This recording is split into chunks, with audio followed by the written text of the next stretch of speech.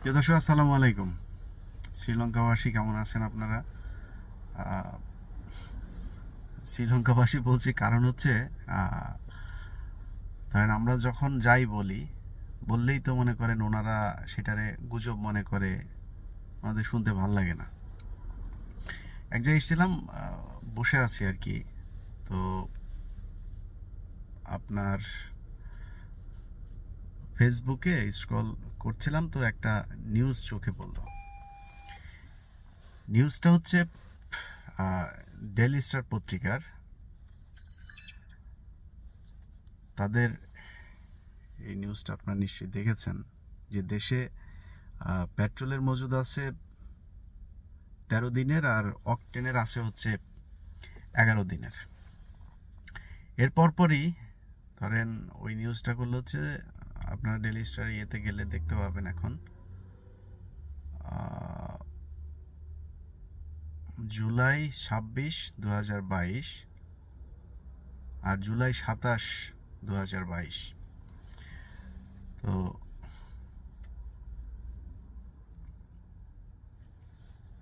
2027 মানে মানে একদিন পরের নিউজ হচ্ছে, জ্বালানি জ্বালানি সরবরাহ নিয়ে চিন্তিত নয় পেট্রো বাংলা।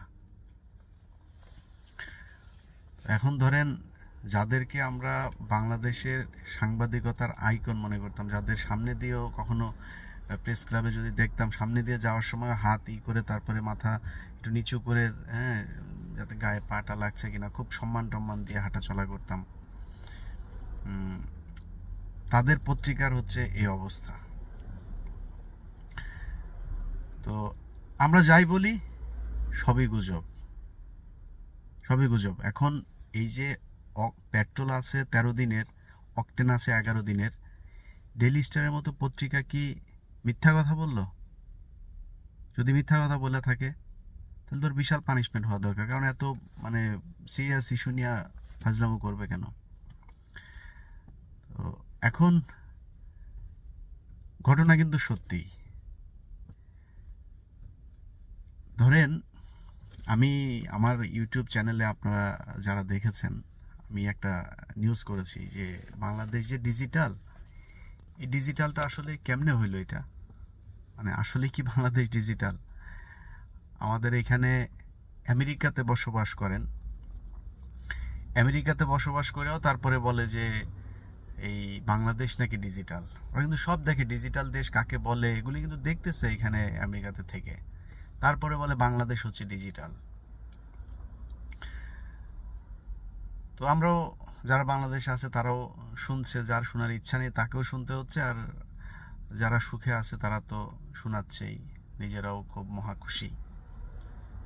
কারণ আপনি বুঝাবেন কিভাবে? আমার এই লাস্ট প্রোগ্রামটা যদি বলেন, সেখানে সব তথ্য উপাত্ত দিয়ে আমি নিজে থেকে কোনো কথা বলি, আমি জানি ওই বিষয়টা, তারপরেও আমার নিউজগুলোতে আমি কি করি, যে পত্রিকার শিরোনামগুলো, ওই পত্রিকার কাটিং, এগুলো আমি করি, মানে ডকুমেন্ট হিসাবে। আমি শুধু ভয়েস দেওয়া গেলেও চলতো, কিন্তু ডকুমেন্ট হিসাবে দেখাই, যাতে এটা নিয়ে যাতে বিতর্ক করতে না পারে। যে বাংলাদেশের পত্রিকাতে এই পর্যন্ত যতটুকু এসছে, এই যে দেখেন, একদিনের ব্যবধানে সেই নিউজটা পাল্টাতে বাধ্য হয়েছে। কারণ নিউজটা কিন্তু এমনিতেই পাল্টায় নেই, বাম্বু দেওয়া হয়েছে, ডিজিএফআই, এনএসআই, তারপরে বিভিন্ন জায়গা থেকে, প্রধানমন্ত্রী কার্যালয়, বাম্বু দিয়ে তারপরে সেই নিউজ কারেকশন করানো হয়েছে। তো এই যে ম্যানিপুলেট করা হচ্ছে, এটা আজকে যদি মনে করেন বাংলাদেশে ন্যায্য কোনো সরকার থাকতো, আপনাদের তো কেউ বলে নাই যে বাংলাদেশ ডিজিটাল বানায় ফেলতে হবে, বাংলাদেশ এই করে ফেলতে হবে, এত কথা তো কেউ বলে নাই। বাংলাদেশ একটা গরিব দেশ, এটা থার্ড ওয়ার্ল্ডের মধ্যে যতটুকু থাকার দরকার, মানুষ গরিব মানুষ, এখানে আমরা গরিব, ঠিক আছে, যেভাবে চলতেছে চলুক। যা নাই তা মানুষকে বুঝাইতে হবে যে আমরা এইটা। তো চাপাবাজি করে তো আর বেশি দিন থাকা যায় না। কারণ আমার ওই প্রোগ্রামের মধ্যে আমি ওদের নিউজের লিঙ্ক টিঙ্ক সব দিয়েছি, সেখানে পত্রিকার লিঙ্কগুলো দেই, কারণ হচ্ছে যে তারপরও মানুষ জানুক, যতটুকু পত্রিকাতে আসে বাংলাদেশে ততটুকুতেই কি হচ্ছে আসলে সেটা জানুক। এর বাইরে তো আরও অনেক কিছু হচ্ছে, যেটা আমাদের পক্ষে, আমরা এখানে মানে সাংবাদিকতাও করি না, আর আমাদের সেই অ্যাক্সেসও নাই সবসময় সব জায়গা থেকে সব নিউজ বের করে আনার মতো। যে কারণে ওই পত্রিকার নিউজ দিয়ে যতটুকু আপনাদের দেখিয়েছি এই লাস্ট যে প্রোগ্রামটায় হাসিনা জয়ের বাটপাড়ির যেটা, তো সেইখানেও প্রশ্ন হচ্ছে কি, কারণ কিছু মানুষের কমেন্ট পড়েছি, কিছু মানুষ, তুই তো বিএনপির দালাল, তুই বিএনপিরে নিয়ে কিছু বল। আরে বেটা, বিএনপি জামাত তোদের কথা অনুযায়ী যা করছে, মনে কর দেশ ধ্বংস করে ফেলছে, তো ঠিক আছে ধ্বংস করছে, এই জন্যই তো মানুষ ওদেরকে ভোট দিয়ে তারপরে রাখে নাই। এখন আওয়ামী লীগকে দিচ্ছে। এখন আওয়ামী লীগ যদি খারাপ করে তাহলে জনগণ কাকে দিবে, সেই সুযোগটা কি জনগণের হাতে আছে? এখন একটা যে কোনো একটা পত্রিকায়, বাংলাদেশের যে কোনো একটা ন্যাশনাল পত্রিকায় দিতে বলেন তো, খালি একটা জরিপ করতে বলেন, 1 ঘন্টার মধ্যে হিসাব করে বুঝতে পারবেন যে বাংলাদেশে এখন কত % লোক এই সরকারকে চায়। 50 টাকার পার্টি লেলায় দিয়ে আমাদের পক্ষে যারা কমেন্ট করে না, তাদেরকে কেউ পয়সা দেয় নাই, কিন্তু তারা সত্য জানতে চায়, সত্য জেনে সত্যের পক্ষে কথা বলে। কিন্তু আপনাদের টাকা পয়সা প্রতি কমেন্ট ইয়েতে লাইক শেয়ারে 50 টাকা করে দিয়েও না লাভ হচ্ছে না, আপনাদের লোক খুঁজে পাওয়া যায় না। তো একটা জরিপ করতে বলেন, কিছু লাগবে না, আপনার নির্বাচনে বুঝলাম আপনারা জিতে যাইতেন, সব কিছু মেনে নিলাম। একটা জরিপ করতে বলেন, যেই জরিপটাতে মানুষ বলবে যে আওয়ামী লীগকে কে চায় কিংবা চায় না। হাসিনার সাথে হিরো আলমকে কম্পিটিটর হিসাবে দেওয়া একটা জরিপ করতে বলেন, মানে মির্জা ফখরুল, তারেক রহমান, খালেদা, এত কিছু দরকার, হাসিনা আর হিরো আলম দুজনে দেওয়া, যে হিরো আলমের মার্কাটা হবে ধানের শীষ, দাঁড় করাইতে বলবেন। শয়তানি যে কত রকমের আছে, এই যে এখন আমি তো এখানে বসে আছি, আমি তো শুনে কথা বলছি, আপনারা যারা দেশে আছেন আপনারা নিজেরাই বিচার করেন। বিদ্যুৎ কয় ঘন্টা থাকে আসলে বাংলাদেশে এখন? অথচ দেখেন শয়তানি, মানে এই যে আল্লাহ শয়তানকে কিন্তু কিছু স্পেশাল কিছু পাওয়ার দিয়ে দিয়েছে। মনে করেন শয়তান জীবনে মারা যাবে না, সে একদম শেষ দিন পর্যন্ত থাকবে।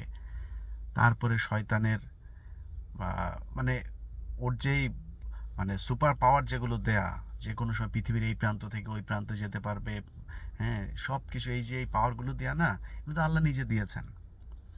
হাসিনারে আল্লাহ কিছু স্পেশাল পাওয়ার দেওয়া, মানে শয়তানির ওই শয়তানরে যেরকম স্পেশাল শয়তানির সুযোগ দিয়ে দিয়েছে, ওরে স্পেশাল কিছু শয়তানির সুযোগ দিয়ে দিছে।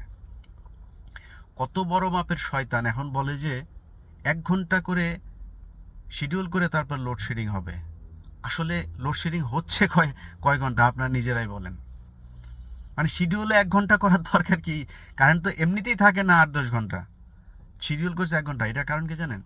কয়দিন পরে তারপরে যায় বলবে, এই যে ইয়ের সময় দেখছে না, কোভিডের সময় রাস্তাঘাটে মানুষ মরে পড়ে থাকছে, তারপরে হসপিটালে জায়গা নেই। এখন কি বলে দেখেছেন? এখন বলে যে পৃথিবীর মধ্যে সবচাইতে ওরাই সফলভাবে কোভিডকে নিয়ন্ত্রণ করেছে। 2 দিন পরে বলবে আমরা মাত্র 1 ঘন্টা করে এই বিদ্যুৎ করেছিলাম।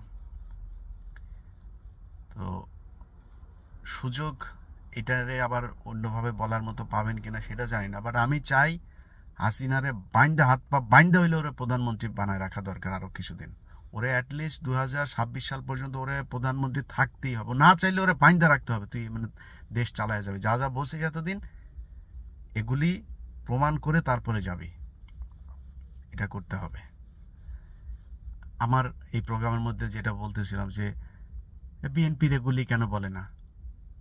আরে ভাই, বিএনপির এগুলি বলে না, বিএনপি ক্ষমতা থেকে চলে গেছে, বিএনপির নিয়ে কথা বলার কি মানে অভাব আছে? বিএনপি এখনো বাংলাদেশের যাই হয় সেটাই নাকি তারেক রহমান লন্ডনে বসে বসে তারপরে করে। তো বিএনপির তো বলেই যাচ্ছে, আর আমারে বলে যে আপনি তো শেখ মুজিবকে নিয়ে কোনোদিন কোনো ভালো কথা বলেন না। সোরের নিয়ে ভালো কথা কি বলবে রে? আর তোর ভালো কথা তো বলার জন্য সারা বাংলাদেশের যত সাংবাদিক আছে সব বলতেছে, আমি একা নাই বললাম, আমি একা না বললাম। তো আমার কাছে শুনতে হবে ওরা কেন আমি ওরে নিয়ে করি না, কারণ ওরে নিয়ে, ওটা আমার ব্যাপার। আমি কাকে নিয়ে নিউজ করব, আমি কাকে নিয়ে নিউজ করব না, সেটা আমার ব্যক্তিগত ব্যাপার। আপনি মনে করেন যে এই বিএনপির আমি মনে করি যে বিএনপি হয়েছে গিয়া ফেরেস্তা, এটা আল্লাহর একটা দল, আল্লাহ পাঠাইছে, এরকম একটা কিছু মনে করি আমি। আমার জায়গায় যদি মনে করেন এই মানে আওয়ামী লীগের যেসব গৃহপালিত মুসাবাবু, ওই তারপরে মুন্নি টুন্নি যা যা আছে, এরা যদি মনে করেন থাকতো, তো আমি কোনোদিন দেখেছেন যে আমি ওকে তেল দিয়ে একে তেল দিয়ে তারপরে নিউজ আমি করি নাই? আমি চাইলে করতে পারি না, করলে তো খুশি হবে, অনেকের নিয়ে তেল দিয়ে যদি নিউজ করি খুশি হবে, করিনি তো কোনোদিন, দেখছেন আপনি? এখন আপনি বলেন ভাই আপনি তো খালি আওয়ামী লীগ নিয়ে, আমি আমার সামনে দুর্নীতি যারা করছে আমি কাকে নিয়ে বলবো? আর বিএনপিকে নিয়ে আমি দুর্নীতির নিউজ করব? মানে ধরেন বিএনপির সামনে ক্ষমতায় যদি আসে, ওরা যদি মানে যেই কয় বছর থাকে ওই কয় বছর যদি দুর্নীতিতে চ্যাম্পিয়ন থাকে, আমি তারপরে বিএনপির বিরুদ্ধে নিউজ করব? আপনার মনে হয় আমার পাগল মনে হয়? জীবনে নিউজ করবো আমি দুর্নীতি নিয়ে বিএনপির? আমার সমস্যা তো দুর্নীতি নিয়ে না। বিএনপি দুর্নীতি করুক আর না করুক, আপনি নিজেকে প্রশ্ন করেন যে একটা মন্ত্রণালয়ের একটা দায়িত্ব আপনাকে দেওয়া হবে, সবার আগে চিন্তা করবেন যে নিজেরে আগে পাটা একটু শক্ত করতে হবে টাকা পয়সা কামায়, তারপরে আপনি চিন্তা করবেন হচ্ছে দেশের মন্ত্রণালয়ের। বাংলাদেশে একটা ম্যানহোলের ঢাকনা, এটা নিয়েও নিউজ করেছি আমি দেশে থাকতে, আমার মনে আছে যে ম্যানহোলের ঢাকনা চুরি হয়ে যায়। কারা চুরি করে? ওই যে টোকাই টোকাই বস্তিতে থাকে এইসব লোকজন চুরি করে। এখন আপনি বাংলাদেশে যখন এই যে বন্যা হয় বা বর্ষার সময় যে ভারী বৃষ্টি হয়, তখন ম্যানহোলগুলো যে আটকায়, ওটাতে সমস্যা কার হয় আগে? বস্তির মানুষের আগে হয় না? যে ছয়তলায় থাকে তার হয়? বস্তির মানুষেরই হয়। ও এইটাও বুঝে না যে এই ম্যানহোলটা যদি আমি ঢাকনাটা যদি সরাই, এখানে সব ভারী জিনিসপত্র ঢুকবে, তারপর পানিটা আটকায় যাবে, আটকায় যাওয়ার পরে আমার সমস্যা হবে। ও কিন্তু এটা চুরি করে। এই দেশের মানুষের আপনি দুর্নীতি নিয়ে কথা বলবেন? আমি তো দুর্নীতি নিয়ে কথা বলি না। শেখ হাসিনা এই কথা বহুবার বলেছে। শেখ হাসিনা আজকে বলুক যে ইন্ডিয়ারে যেভাবে ও কাপড় টাপড় উদাম করে তারপরে সব কিছু দিয়ে দেওয়ার কথা বলে, স্বামী স্ত্রী বানায়, এই যে এগুলি বলে, এগুলি বলা বন্ধ করতে বলেন, ভারতের কাছ থেকে সরে আসতে বলেন। না খায় মরতে রাজি, বাঙালি মা খায় মরতে রাজি, কোনো সমস্যা নেই। বাংলাদেশ যদি নাকি সিঙ্গাপুরে, আমার সমস্যা আছে কোনো? মানে ওই দেশের মানুষ শান্তিতে থাকবে, আমি সিঙ্গাপুরের বাসিন্দা হয়ে যাবো, তো সমস্যা কোথায়? সমস্যা নাই তো।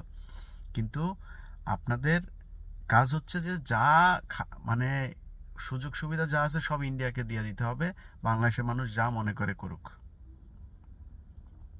এখন ধরেন এই যে শেখ হাসিনা লাস্ট প্রোগ্রামের মধ্যেই মনে করেন আমি বলেছি যে নিচে দিয়ে তারপরে ওই একজন আমাদের এক আওয়ামী লীগের এক ভাইজান আমার আরেক ভাইজানের কাছে বিচার দিয়েছেন যে জ্যাকসন হাইটে যে ইলিয়াস এই নিউজটা করলো ঠিক আছে, কিন্তু এইভাবে যে শেখ হাসিনার নিচে কাঠি ঢুকাইলো, ঢুকায় মাথায় উঠাইলো, আর আপনি বাজেভাবে নেন কেন? আপনি আপনার নেত্রীর আজে বাজে জায়গায় কাঠি ঢুকান কেন? আমি তো এইটা বলি নাই। আমি কি বলছি আমার প্রোগ্রামের মধ্যে? আমি বলেছি যে শেখ হাসিনার নিচে লাঠি ঢুকাতে পারে সে মাথায় চড়ে বসতে পারে। এর মানে হচ্ছে যে মানে শেখ হাসিনার পায়ের নিচে লাঠি, মানে আপনি যদি এক জায়গায় উঠতে চান, একটা মাচা বানাইতে চান, তো নিচে আপনাকে লাঠি দিতে হবে না আগে? আমি সেটা বুঝাইছি যে পায়ের নিচে মাটি দিয়ে তারপরে ওই লাঠি বেয়ে তারপরে উপরে উঠে, আমি সেটা বুঝাইছি। আর আপনি বলতেছেন আমি খারাপ জায়গায় লাঠি টাঠি ঢুকে, আমি তো সেটা বলি নাই। আর আপনি বলছেন আমার সমস্যা কোথায়? যদি বলিও সমস্যা নাই কোনো। কেন জানেন কেন মানে বাজেভাবে কেন কথা বলি? আপনার যেমন শেখ মুজিবকে নিয়ে বললে খুব খারাপ লাগে, আমারও হজরত মোহাম্মদ সাল্লাহ আলাইসাল্লামকে নিয়ে বললে ওই রকম খারাপ লাগে। আপনি সারাদিন তারেক রহমানকে গালি দেন গে, গোলাম আজমরে গালি দেন গে, জিয়াউর রহমানের গালি, কোনো সমস্যা নেই, তা তো মানুষ। মানুষ মানে ভুল থাকবে, ত্রুটি থাকবে, এটাই তো মানুষ। শেখ মুজিব ভুল করে নাই, এখন তারে আপনারা কিছু বললেই জেল জরিমানা সব কিছু হয়ে যায়। আর রাসূল সাল্লাল্লাহু আলাইহি সাল্লামকে নিয়ে কটূক্তি করার জন্য একটা হিন্দু ছেলের ওর বাপের ক্ষমতা আছে? ও কখনো যায় রাসূল সাল্লাল্লাহু আলাইহি সাল্লামকে নিয়ে ফেসবুকে পোস্ট করবে? এগুলো গেম বানানো হয়, বানায়ে তারপরে রাসূল সাল্লাল্লাহু আলাইহি সাল্লামকে নিয়ে পোস্ট দেওয়া হয়, সেই পোস্ট নিয়ে একটা পরিস্থিতি তৈরি করা হয়। এটার জন্য কে দায়ী? শেখ হাসিনা দায়ী। যেই কারণে শেখ হাসিনাকে নিয়ে বাজে কথা বলতে আমার মুখে একটু বাঁধবে না। এত সম্মান আবার আমার নাই।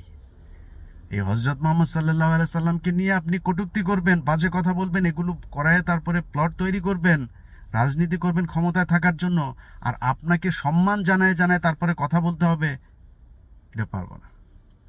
সবাই ভালো থাকবেন। 11 দিন আর 13 দিনের জন্য অপেক্ষা করেন, দেখেন সামনের পরিস্থিতি কি হয়। দোয়া করি ভালো থাকেন।